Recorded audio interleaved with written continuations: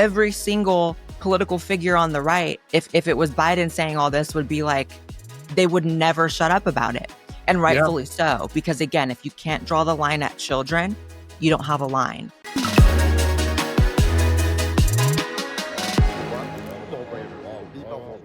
Blaire, thanks so much for coming back on the podcast. Thanks for having me. It's always a good time.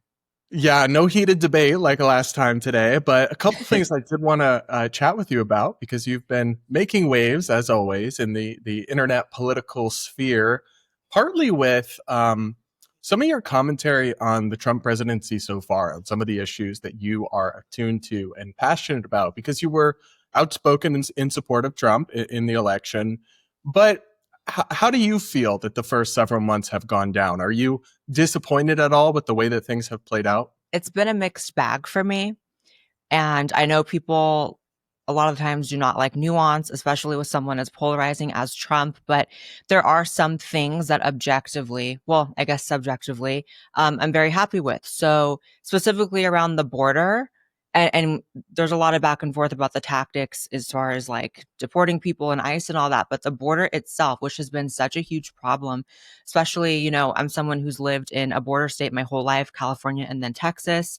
And I've always seen how much the border affects the quality of life for Americans and how much of an issue it is. So the fact that he's really neutralized the crossings on the border has been amazing. And that is one of the main reasons I voted for him. And that is, you know, if you look at the polling, one of the first priorities for Americans who voted for him, and even some who didn't. So that's been amazing. There's been other more superficial stuff. I'm glad that he has restored some sanity to the trans topic. And it's not that everything's been a net negative. I'm trying to, you know, butter things up before I go a little bit, you know, in right now. But there have also been some massive disappointments.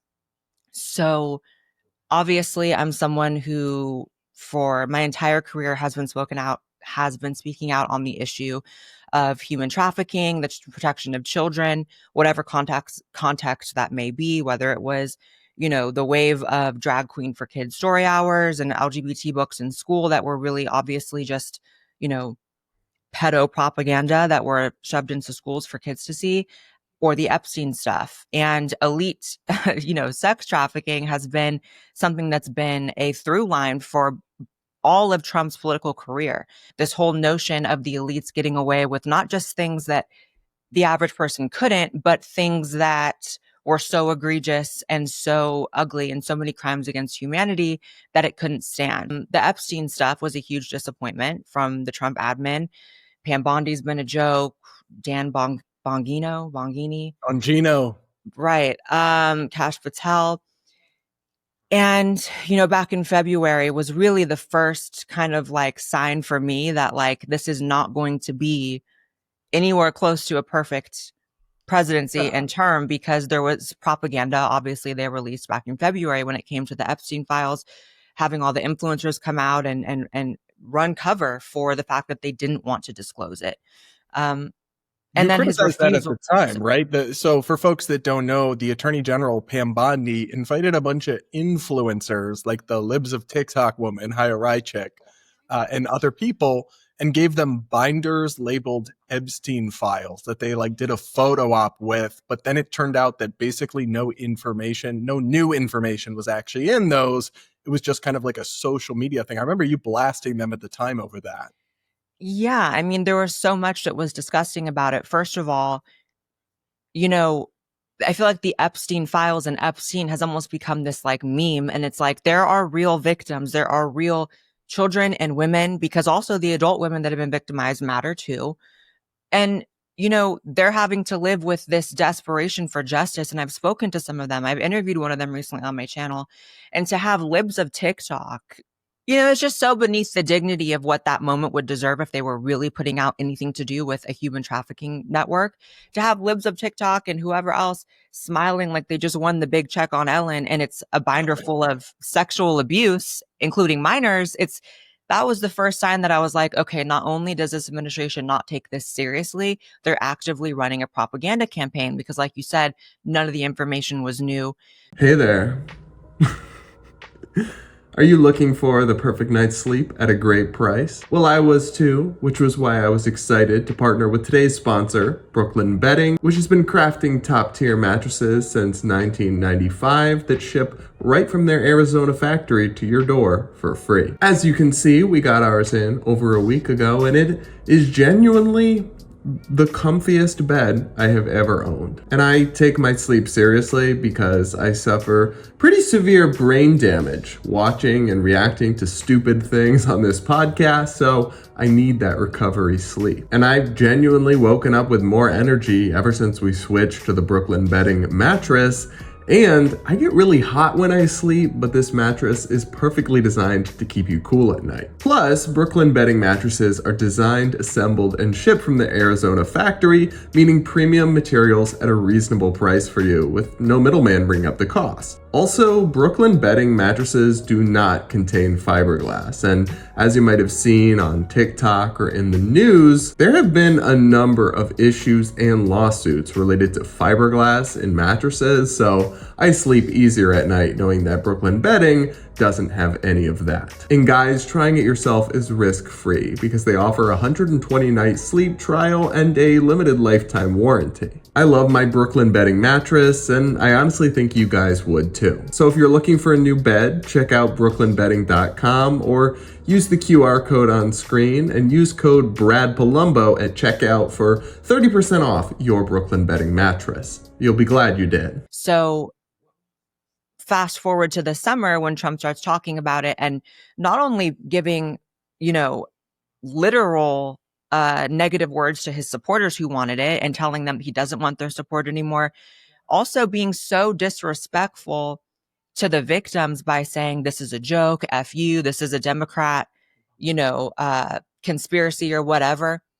It's kind of like, that's really ugly. And so that to me, no matter what Trump does that's positive in the future, it'll always, unfortunately, because again, 3 times voting, it will come with the caveat of Trump did this good thing, but he covered up for Epstein. And it's really scary because I think that a lot of people really simplify why he would react that way and why the government as a whole is still choosing to keep these things a secret despite all these people, campaigning on releasing it. It wasn't just Trump saying that when he got in there, he was going to release it. It was Kash Patel. It was Dan Bongino. It was Tulsi Gabbard. It was all of these people, right? So, I mean, I don't even know where to really start. We can start with the reasons why it would be kept secret.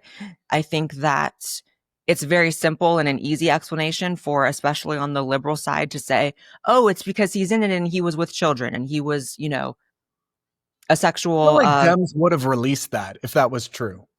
well, I think possibly, but also possibly not, because it clearly implicates people like Bill Clinton and, obviously other Democrat politicians. So I think what we're actually up against here is something that is very unifying. And that's the real reason it won't come out, is that if it were to come out, I think we would have Democrat and Republican presidents, politicians, and celebrities at every level going down. And at that point, if we have Republican and Democrat presidents both on this list, we might as well just start over from scratch because this entire thing is broken. And clearly we're fighting the wrong enemy by going at each other all the time. So there has been actually a silver lining to this whole debacle where I am finding, unity with people on the other side, and they are with Republicans who are like, what is going on here? Because thankfully there is still a large, portion of the population that there is a line drawn when it comes to children. And if you're not willing to draw the line there, you don't have a line. Yeah. Now, So I don't think it's I as am curious because there's been a pretty interesting and robust debate inside conservative media and on right of center circles. Like, how much does the base care about the Epstein issue? Because some people close to Trump seem to think that it's something not a lot of people care about. But you've spoken about it for years. Your interview got tons of views. You've gotten feedback from your audience. Is this an issue people genuinely care about, or will they just forget about it and move on? Oh, 100%. The only people that really don't care are boomers. And so Trump is turning on, CNN and Fox News to temperature check the country. And of course, First of all, they all have, elites they're running cover for. So CNN doesn't want Bill Clinton to go down. Fox News doesn't want Trump to go down. So boomers don't really care. And unfortunately, there's a lot of psychological reasons for that. I think boomers grew up in a time where, unfortunately, pedophilia was simply more normal. And a lot of people don't really know that like people waking up to the reality of, sexual abusers is almost like a 2000s and beyond sort of like awakening with the internet and catching people and things like To Catch a Predator. But when our grandparents were growing up, it was actually more normal. A lot of we notice our grandparents seem to die way sooner before our grandmothers because they met when our grandma was like 13 and they were 35. They're, Not they're, to not to throw her under the bus, but my mom used to tell us this story about how when she was in high school, this college boy came around and tried to get with her, and she told it like ha ha ha, and then I yes. wouldn't, and I'm like, no, mom, you were groomed. Like, Yes, there was a whole last year, I think, maybe 2 years ago, there was a whole viral TikTok trend. It was called like Grandma, You're a Victim or something. It was all these people being like, so my grandma just nonchalantly told me that she was 12 and got sold to my grandpa when he was 40 years old. I'm like, and it's like, Grandma, this is not a lovey-dovey story. But so it shows there's a cultural and age divide on this issue. And also, boomers grew up in a time where you simply did not question the narrative. You simply did not question the elites, or at least at the very minimum, you didn't question your own side. And when both sides are running from this, people of a certain age have no incentive to care. Also, does it have tangible effects for people that they can see when they open their wallet or they're filling up their gas tank? No. But I think sometimes, and I understand that people are going to say, well, you're coming at this from a place of, relative financial security, which I'm blessed to have and I've worked hard for. But at the same time, I don't think this idea that poor people only care about money and basic survival skills like they're animals or something is true. I think poor people care about the big issues. I think people have, an existential understanding that the world is run by extremely evil people, evil in ways that go beyond comprehension at times. And I think people want to see justice for that. I think that the fact that the internet is so populated by people who care from both sides. It's a way better indicator of where the country is. Maybe not where the boomers are at, but where the country and certainly the next generation that's going to be going into power is. yeah, I Now, think you made a really interesting point about Trump. Trump watches TV, so he flicks on CNN, MSNBC, and Fox News, and that's how he gets the temperature. He really, and even though the audiences on those pale in comparison to some of the online shows and the digital media mhm, that's happening. And so I do think he doesn't quite understand what people are thinking or saying in totality, because he does kind of have a skewed sample. So Fox News hosts say one thing, but if you were to go to the comment section on Tucker Carlson's latest upload, which has millions and millions of views, you would hear something very different, but he has a unique focus on it. I wonder, though, what do you see or what do you think when you see the Democrats picking up this issue? I mean, it's a little cynical because now you have every Democratic politician demanding release the list, or Trump promised accountability. And I feel like I never heard a Democrat say anything, elected official that right. is, until 5 minutes ago. 100%. And it goes without saying that that is extremely slimy and it's, you know, it is disgusting, but also I can't really be mad at them more than I can be mad at Trump and the current administration for doing it. Of course they're going to pick up on it. If it was vice versa, every single political figure on the right, if it was Biden saying all this, would be like, they would never shut up about it. And Yeah. rightfully so, because again, if you can't draw the line at children, you don't have a line. Now, I wanted to get into this earlier, but we got a little bit on a tangent about the like boomer thing. But I don't think it's as simple as the Democrats want to make it seem, that it just means that he was on the list and that means that he did something with minors and the file says that. I think it's much more complicated. I think that that's possible because unfortunately with the absence of the files out, we can only speculate. So I'm not writing it off, but I think people need to understand it's way bigger than that. I think that not only does he have donors on the list, there are people that were attached to Jeffrey Epstein that probably have some really, really frightening, fail safes and triggers in place, like Bill Gates. I mean, Epstein had the top people in AI, neuroscience, physics around him. The victims don't just talk about sexual trafficking as a part of their experience. It was clearly a clandestine and secret technology operation, which then you have the military industrial complex involved.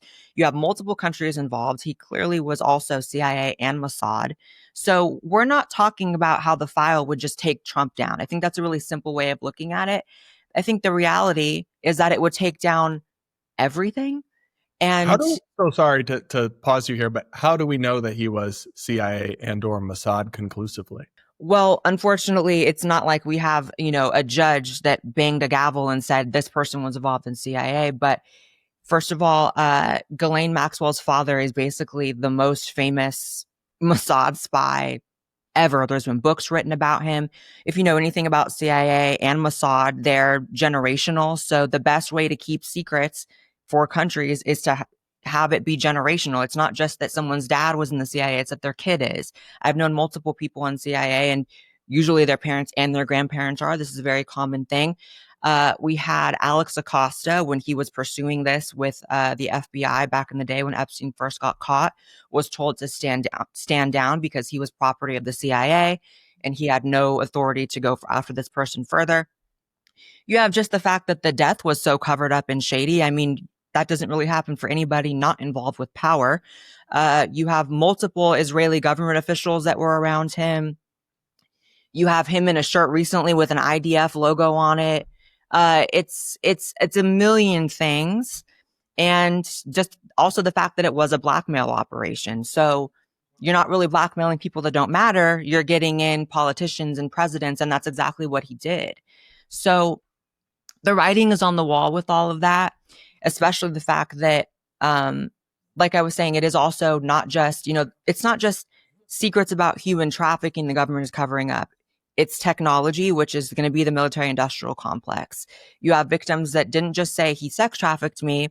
You have victims that say he was obsessed with eugenics. You have victims that say he took their eggs. You have victims that say they saw things like, as crazy as it sounds, I don't think it is, saw things like UFOs in the area being tested, being operated.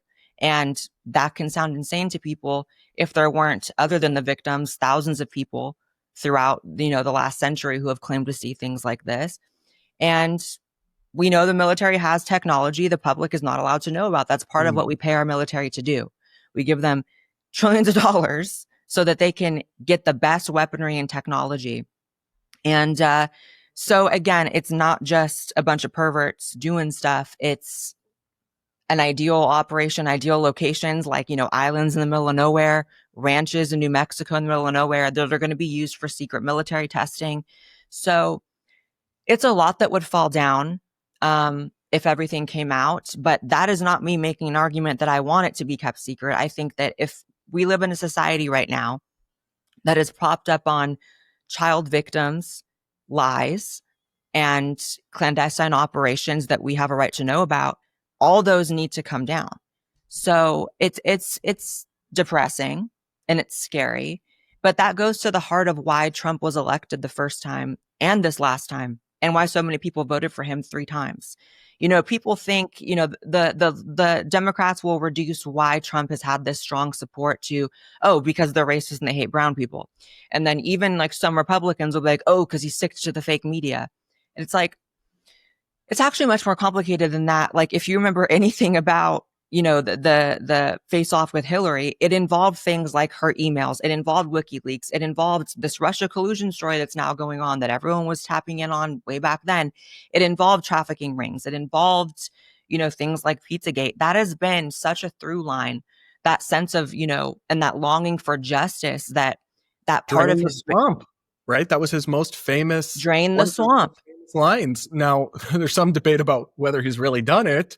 And the fact that he's done a 180 on releasing the Epstein Files is kind of an example of deciding to not drain the swamp. But I think you're absolutely right that this resonated with people. This idea that he's going to take on the elites. He's one of them, but he knows how they work and he stands for us.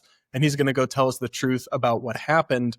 I wonder, I mean, it really is a betrayal of his promise to Yeah. go in and do this and to put Pam Bondi in there. And she also had this massive unforced error where she said the files were on her desk for review, then later claimed that there are no file. Like, can't keep up with what the heck she says she's saying. I think this has been a huge stain on her time as attorney general, and will be remembered as such. But I guess to kind of round out this topic here, what is the lasting legacy of this? If they just ignore it and don't release the files, is this going away, or will this continue to be an issue that people bring up just every so often? Oh, it'll never go away. It'll never go away. I think Trump, I mean, I'm sure you see it as well on X. Every day there's just a viral tweet with 100,000 likes calling him a pedophile. And it's really staggering that like he has to know that is what the world is calling him right now. So imagine still being willing to be called that for the rest of your life When you could just as release opposed to it. just releasing it. That means that whatever is in there is so much bigger than him. And that's where the truth lies, is that it really has very little to do with Trump. I'm sure he is in the files in a way that doesn't make him look good, because you have to remember, even people like Naomi Campbell, celebrities who are nowhere near as powerful as presidents or Bill Gates, even they have been dealing with the stain of just being on a flight log, for which a lot of people who I'm sure did nothing illegal were his friend and his associate. So he's willing to be called this for the rest of his life, and by some of his supporters, a lot of his supporters. Then you really have to question what's in there, because if it was me, I'd be like, I'm not taking this, slander for the rest of my life. I'm putting it out now so that Yeah. I can just get it off my back. But when it goes to donors and Bill Gates and presidents before him, and it's just too much. And it's not going away. I think that even if he goes the entire rest of his term and keeps the same line of thinking, which is F you if you care about it, you bet your ass if JD Vance wants to be president next time, he's going to be asked very upfront, what are you doing differently about that? And I think that politicians in the future will 100% run on this. I hope that they actually, have the balls to do it in a way that the ones that are in now don't. But I don't think it's going away, because it's not just about Jeffrey Epstein. You know what I mean? And again, his name has become such a meme that it's like, oh, it's the Jeffrey Epstein thing. It's the Ghislaine Maxwell thing. And it's like, this was clearly a gigantic network of people. And all of those people are running our institutions, run, science, math. Like, it's just crazy. So it's not going anywhere. And I'm always going to care.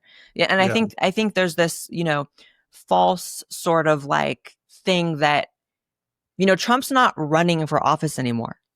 And I think that a lot of people are like, oh, no one cares about the Trump thing. If you look at these polls, this number, it's like, why does it even matter if it's a issue people care about? He has no problem going and changing the name of, the Gulf of Mexico to Gulf of America, doing stuff with Alaska and Canada. He has no problem doing things that no one really cares about, and suddenly it becomes the most important thing in the world. So why isn't this? Or is Yeah. it that it is the most important thing in the world, but in a way that you just can't? I also think, I personally have been, sort of on this lately, where it's like, I'm kind of getting past the illusion that the president is the most powerful person in the country and certainly the world. We're seeing his limitations in real time. He did an interview last week where the interviewer was like, hey, so about those drones that were over both coasts for 2 months that you promised to tell us about, like, what was up with that? And he started to say, oh, it's not up to me. And he cut himself off halfway. People should go watch it. And he's like, I can't tell you, but I would if I could, but I can't tell you. And he started to say the words, it's not up to me. And I'm like, That's okay, interesting, so because technically he has the authority to declassify anything he wants as president, but anything. he feels like he can't. Right. Or it's really isn't up to him. I mean, we're told that presidents have the power to do that. Maybe they don't in some circumstances. And again, there's a lot of through lines. Okay, so there was clearly some sort of secret technology being utilized over our skies for months. I think Americans have a 100%, 1000% right to know about that. If that's a threat, if they're ours, if they're someone else's. They were shutting down military bases. Like people, I don't know what people think about those drones, and I don't know what to think, but I know they were shutting down military bases. Yeah. So it was clearly something serious. And if Trump doesn't have the power to talk about that, it's interesting that he potentially doesn't have the power to openly disclose the Epstein stuff. And multiple victims saw secret technology when they were on the island and at the ranch as well. So there's these through lines of like, okay, there seems to be certain things even the president can't touch when it comes to secret technology, human trafficking rings. So it's disappointing. And I don't know the answer necessarily. I'm wondering where all the hackers are. I saw some post the other day. It was like, where are all the hackers suddenly? Where's 4chan? Like somebody, let me not say anything, but you would just think, WikiLeaks came out. Why can't we have an Epstein leak or something? Maybe we will. Hopefully we will.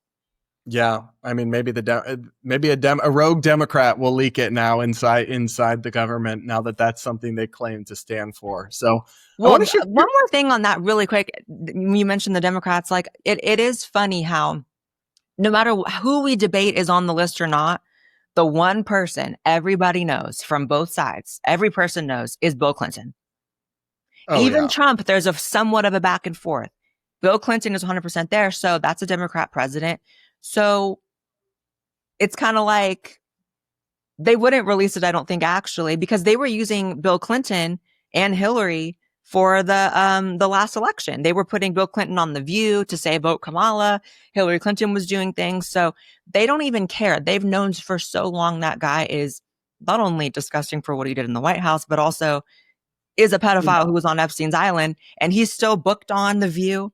Have you been booked on The View? Have I been booked on The View? no, but that would be so We're too fun. crazy. We're too crazy. But Bill Clinton, who was on Epstein's island, and everyone knows that, can just do a campaign for Kamala. And again, the Democrats didn't have any red flags with that. Interesting. Yeah, I mean, if they didn't have double standards, there wouldn't be any standards at all. But I think that Right. definitely goes for Democrats and Republicans on a whole Yeah. host of issues. I definitely want to get your thoughts on one final thing, though. You recently announced that you will be moving back to California from Texas, and this got a bunch of media coverage. What exactly, actually motivated you to make this move versus what did some media outlets and people online claim that was driving you to move back to California? Yeah. So I've lived in Texas now for 4 years, and I did it out of, an evacuation during COVID from Los Angeles. I lived right in the middle of Hollywood. And if you didn't live in LA, New York, Seattle, Portland during COVID, you actually have no idea how. Oh, I was in DC. DC was crazy. Yeah, if you weren't in a major city, you really don't get it. So, I fled during the riots and during the lockdowns, which lasted, maybe if you live in a red state or a suburb, maybe you had a year of lockdowns, if that. We were going on 2 years of lockdowns in big major cities. So I left, and I don't regret it. I've had an amazing time in Texas. I feel like it's helped me grow so much, not only in my career, but also just as a person. But, you know, California is where I was born and raised. It is my home. And I think it's really depressing to see what's happened to the state. I think that it is ran not incompetently. I think it's ran completely by villains who know exactly the sort of policies they're enacting. I think you know exactly what you're doing when you allow people to loot stores, when you allow people to burn things, when you allow people to overdose from fentanyl and give them drugs on the street, when you're driving through beautiful, historic, amazing cities like San Francisco. I mean, you got to drive through San Francisco if you don't know what I'm talking about. You can drive for half a mile and there will be no empty space on certain sidewalks from just people lying there, shooting up, fecal matter, people you don't know are dead or alive. I saw my first dead body in San Francisco, just Wow. driving past a person dead on the street. So, there's a lot of issues in the entire state. Gavin Newsom is a villain, and I hate it. So I don't want to be someone who runs from my problems. I want to go and I want to help my home state. I want to run for office when the time is right, and I want to be a part of the solution.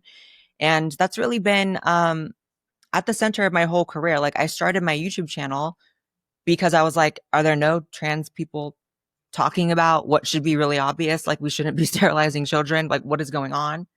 So it's kind of like the same thing.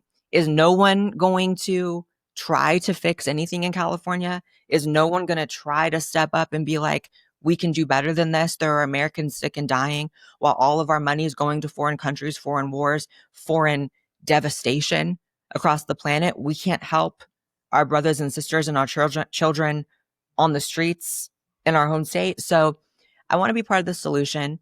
And I'm not obviously saying too much about running. And it's the reason the media picked it up, I think, was, they're trying to do this thing where they're trying to portray that everyone regrets their vote for Trump.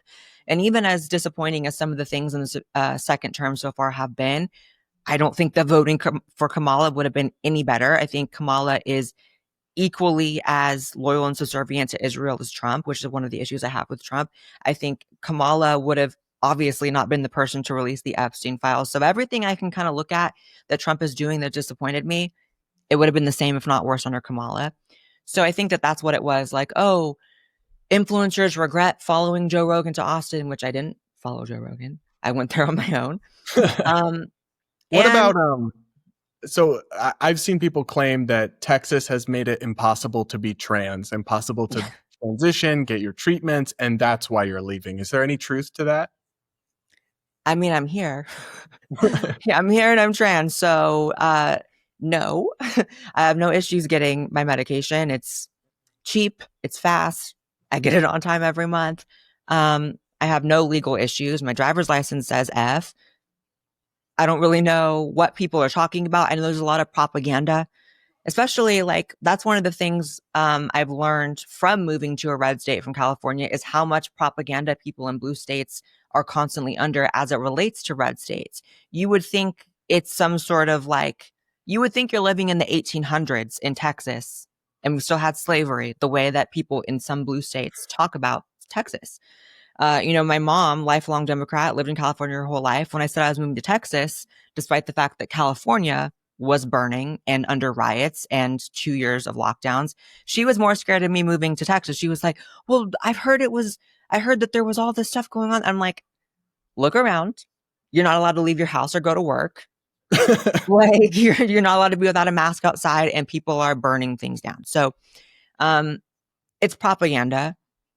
Obviously, there have been certain bills in Texas that have not passed, and one of them with no hope of passing. It was, I think, introduced in February that would have made it sought to make lying about your gender on a legal document a felony or something like that, and it got no support, and yet they still run with it. It didn't go through, so there's a lot of propaganda, and it is what it is. But I want to go home and I want to be a part of the solution and stop running from bad policies. I want to change them. Would you run in a Republican Party as a Republican? And do you think Republican voters in California, but more broadly, would be okay with a trans politician? I mean, I've definitely seen a few years ago, I would have said yes without second guessing it. I've definitely seen an uptick in anti-trans sentiment on the Yeah, right, partly because they've overreached. Trans activists have overreached so much. But would you run as a Republican? And do you think they would be cool or indifferent with you being trans? I would run as a Republican. I'm a Republican and I'm definitely not going to switch it up just because I'm moving. Um, Obviously, trans is a political weapon, a political football. And obviously, a lot of people on the right do have resentment towards even just that word. But I've been someone that consistently, you know, have been able to prove all of those stereotypes wrong. I have a right wing audience, I have a Republican audience. And, if anyone can do it, first of all, not to toot my own horn, but I don't really see anyone else that can. I definitely can. And also, I think that maybe if I was running in Texas as a Republican, the answer would be no. But I think if any state would be able to do it, any state would be able to have a trans republic, it would 100% be California.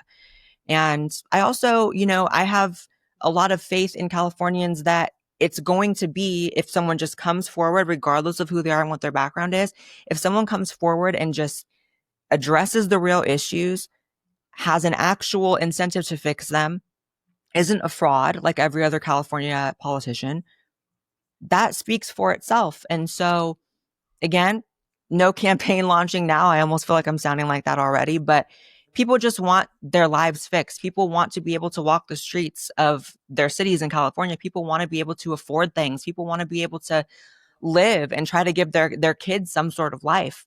Young people, it's not even like millennials have had their struggles. Gen Z right now like has no hope of owning anything in the future, has no hope of a sustainable, economic life. And so I think when people just come forward and are honest, regardless of, what baggage they may come with, people appreciate that. I don't think every person who voted for Trump, obviously, all three times, relates to him, thinks he's like a necessarily good person, but they felt like he was going to address their issues. And there's power in that, regardless of who you are. Well, I will be very interested to see what moves you make or what you do in California. And we'll keep in touch. And thanks so much for coming on. Everybody check out Blaire's channel. And hopefully we'll talk again soon, Blaire. Yes, thank you. See you next time.